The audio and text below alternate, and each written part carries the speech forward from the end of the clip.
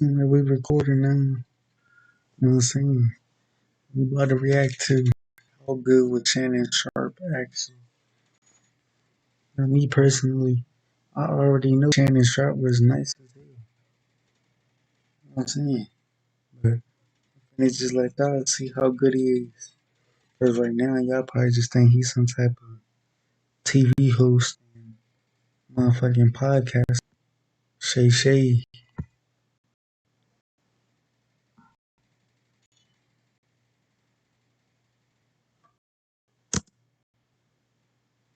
For all you youngsters who think Shannon Sharpe is just a media personality, oh boy, are you wrong.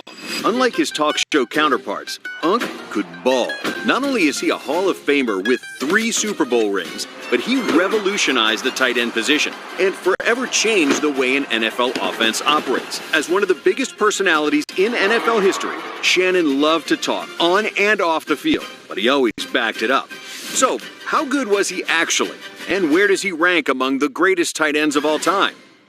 Sharpe was born into a poor family in Glenville, Georgia. His parents split when he was just 3 months old, immediately giving him adversity to needs were not guaranteed in the rural South, and neither was his family's safety. In fact, during his Hall of Fame speech, Sharpe explained that we were so poor, a robber once broke into our house, and we ended up robbing the robber. To make matters worse, Sharpe's father passed away from cancer when he was in his early teens, leaving him without a father figure for a large part of his youth. Luckily for Shannon and his siblings, his That's crazy. He had no father figure.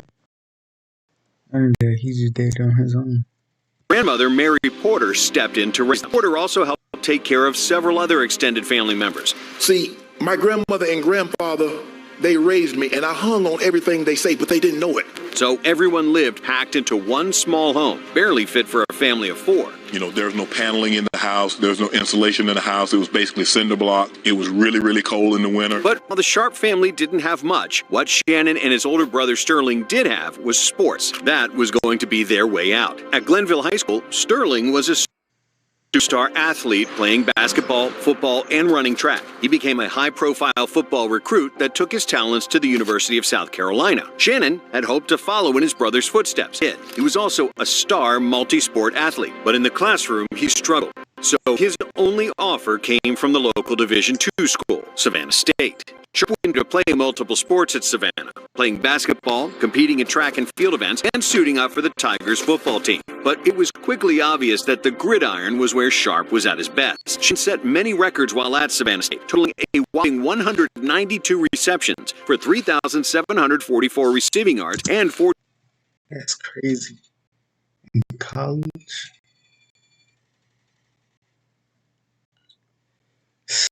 You don't know. Touchdowns over 4 years. And while Shannon was dominating the inferior D2 competition, his brother Sterling was doing the same at USC, then in the NFL. At South Carolina, Sterling set nearly every receiving record, which led to him being drafted 7th overall by the Green Bay Packers in 1988. Then, by just his second year in the NFL, he was already a first-team All-Pro. But despite his brother's instant success, nobody was paying close attention to Shannon. I'm the best, Sterling.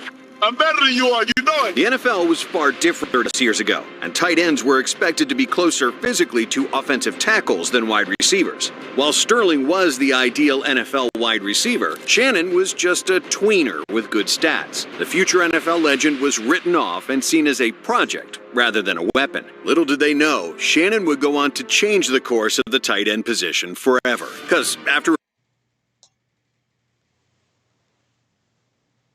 As you're watching this, some of the last old-growth trees in rainforests across British Columbia falling.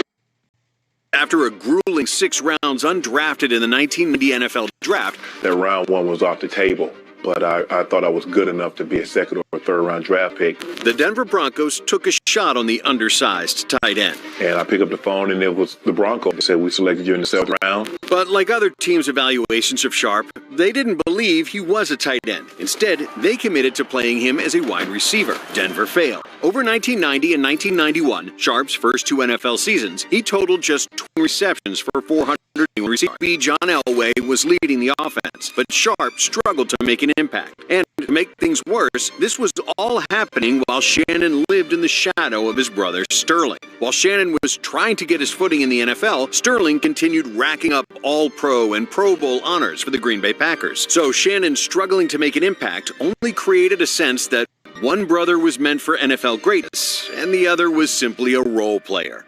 In 1992, Sharpe finally broke through expectations and never looked back. Broncos head coach Dan Reeves decided to play Sharpe where he belonged, at tight end, and the results were immediate. Sharpe exploded for 53 receptions and 640 receiving yards, which led all tight ends in the league. The Broncos had found something special. Of course, the other NFL teams had talented tight ends that were putting up numbers, but Denver had only scratched the surface of what Sharpe could become. In the 1993 season, Sharpe reached new heights again, and as his relationship with John Elway grew, so did his numbers. The Broncos tight end had a whopping 81 receptions for 990 yards and 9 touchdowns. For the first time, Sharpe was named first-team All-Pro. That's a special honor for any player, but it also marked the first and only time that Shannon was named to the squad during the same year and was no longer living in his brother's shadow.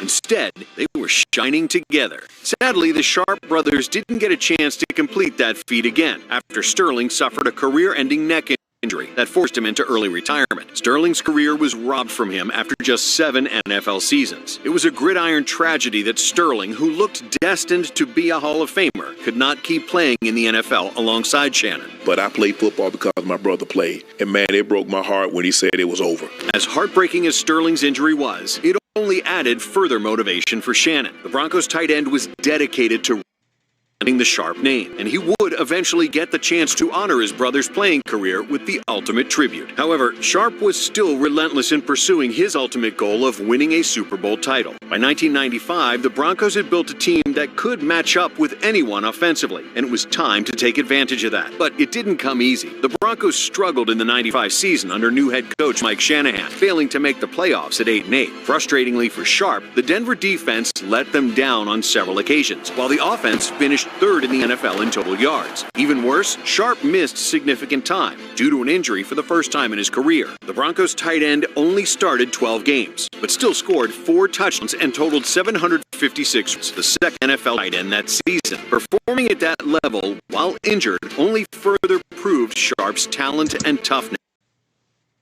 I heard that during injury. Crazy. And he was ready for playing through injury, as he was named to the Pro Bowl for the 3rd consecutive year. In '96, the Broncos began to realize their potential, and in his second year as head coach, Shanahan leaned on Sharpe as the Broncos started the campaign with an astonishing 12-1 record. They went on to outscore opponents 91-275 that season, finishing the year 13-3, with Sharpe being the key reason for their offensive success. In 15 games, Sharpe brought down 80 receptions for 1,062 yards and a career-high 10 touchdowns. And as he was torching opponent defenses, he would let them know about it. The New England Patriots found that out the hard way. In the middle of a dominant 34-8 win, Sharpe pulled out a red telephone on the sideline and infamously shouted, President, you can we are killing the Patriots. Unfortunately, trash talking can come back to haunt you. And for Sharpe, that season, it did. While the Patriots would go on to play in the Super Bowl, Denver suffered a shocking 30-27 upset to the Jacksonville Jaguars in their first playoff game. Sharpe and the Broncos were back to square one. Over that 96 season, they had become the team to beat in the NFL. And getting beat in the first round of the playoffs wasn't part of the script. Considering that John Elway was now 37, time was running out. But after being humbled, the Broncos had a chip on their shoulder entering the 97 season. Denver won their opening 6 games, with Sharpe bringing down 18 receptions for 266 yards and a touchdown. Not a bad start, but the best was yet to come for the Broncos tight end. Over the next 10 games, Sharpe crossed the 80-yard mark 5 times. While he only reached the end zone 3 times in that regular season, his 1,107 receiving yards was truly incredible. In fact, no other tight end that season even came close to matching catching him. Sharpe beat the next closest competitor by 320 yards. In terms of pure impact, his 15.3 yards per catch that season was vital to the Broncos' success. But Sharpe's goal wasn't to lead the NFL in various stats. It was to hoist a trophy. To do that, they would need to exorcise the demons of the 96 season by beating the Jags in another postseason opener. And they did more than just beat them. Denver dominated Jacksonville in their postseason rematch, winning 42-17. Then, in the AFC Championship game, they played against the Pittsburgh Steelers. Sharpe made multiple key receptions down the stretch in a close 24-21. He played against my team.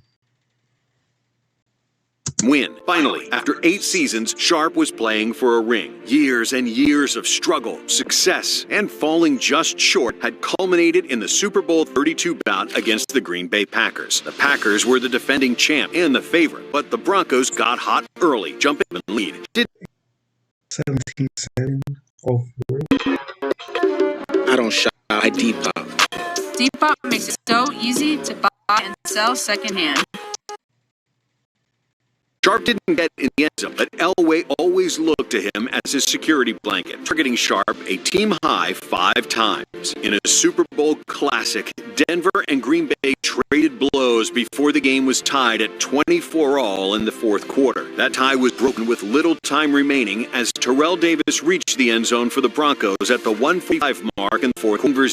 Defense held up on the following drive, and the Lombardi Trophy swapped hands to the Broncos. The narratives around John Elway finally reaching the top of the mountain dominated the national media, but Sharpe's journey deserved just as much press. A 7th-round pick out of Savannah State is now a Super Bowl champion, and Sharpe would finally get to honor the cut-short career of his brother Sterling. Shannon gifted his Super Bowl ring to Sterling. And we're doing an interview with NBC, and we're sitting down talking.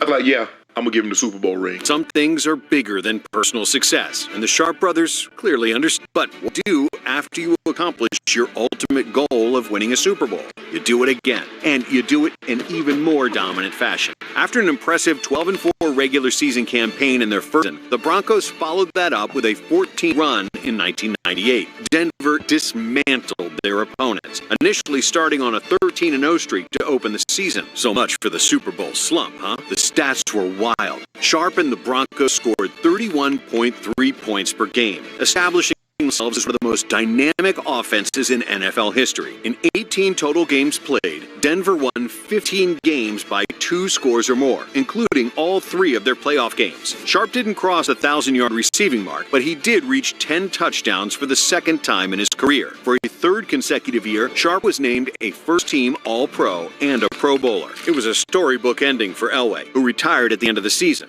I just can't compete at the level in this game that I want to compete at anymore. For Sharpe, that was a huge deal. The only quarterback he had ever really known in the NFL was gone, and now the Broncos had to start again with someone new. And unfortunately for Sharpe, it didn't pan out. He had multiple injuries in 1999, limiting him to just 5 total appearances. By the following offseason in 2000, 4-time All-Pro was a free agent, and he was going to take his talents elsewhere. After 10 seasons in Denver, Sharpe joined a talented Baltimore Ravens team for the 2000 season. The Ravens boasted 2 legendary running backs, Jamal Lewis and Priest Holmes. Sorely in. Baltimore prided itself on its defense, but Sharpe took them to a new level on offense, and the numbers prove it. The veteran tight end led the entire squad in receiving yards and receiving touchdowns, with 810 yards and 5 scores. The Ravens went from an 8-8 team in 1999 to a powerhouse that finished 12-4 in 2000. Somehow, that record didn't win the AFC Central due to the Tennessee Titans going 13-3, but Sharpe and the Ravens would have the last laugh. To open the postseason, Baltimore dismantled Sharpe's former team. The Ravens beat the Broncos 21-3 as Sharpe exploded for 3 catches, 73 yards, and a touchdown. Now, Sharpe and Baltimore got their shot at the Titans in the divisional round. After a fairly close game to start, the Ravens broke the contest open in the fourth quarter to win 24-10. Sharpe only made 1 catch, but it was a monstrous 53-yard grab that was a huge momentum shifter for Baltimore.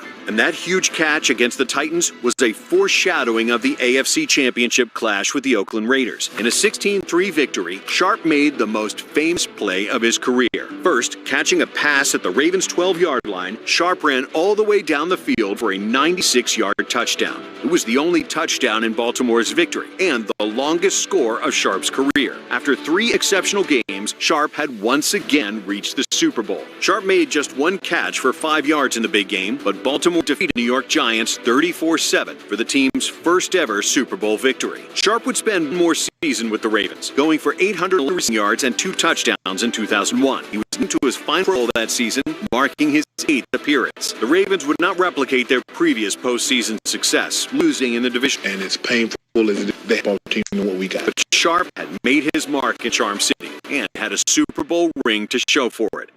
To wrap up his career, Shannon returned to Denver. To no one's surprise, he was still a massive problem for opposing defenses. Over 28 games in his final 2 years, Sharpe racked up 1,456 receiving yards and 11 touchdowns. Tight ends today are most game-breaking weapons in the NFL, combining speed and size to create the ultimate mismatch. They have Shannon Sharpe to thank for that, being arguably the most influential player to ever play that position. To this day, Sharpe is still top 5 among tight ends in receptions and receiving yards. He is, without a doubt, a top 5 tight end in NFL history. His legacy was cemented in 2011 when he was inducted into the Pro Football Hall of Fame. His presence on television and social media has made Sharpe more famous than ever. Even people who don't watch football know who he is, thanks to memes and clips of Sharpe doing his thing. But it's important to remember why he was put on TV in the first place. It's because he always has had the game to go along with the gab. For more of the best NFL content, be sure to like and subscribe. Also, check out some of our other videos on the screen now.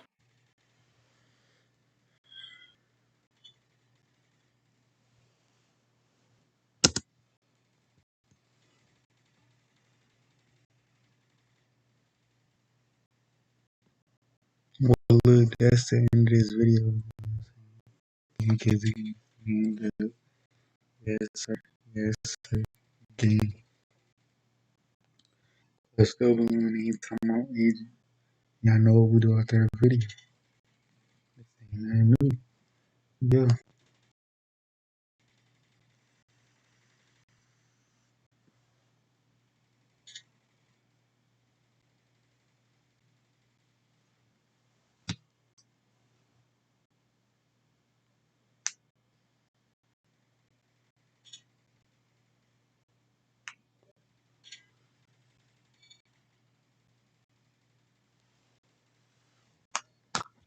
Yep.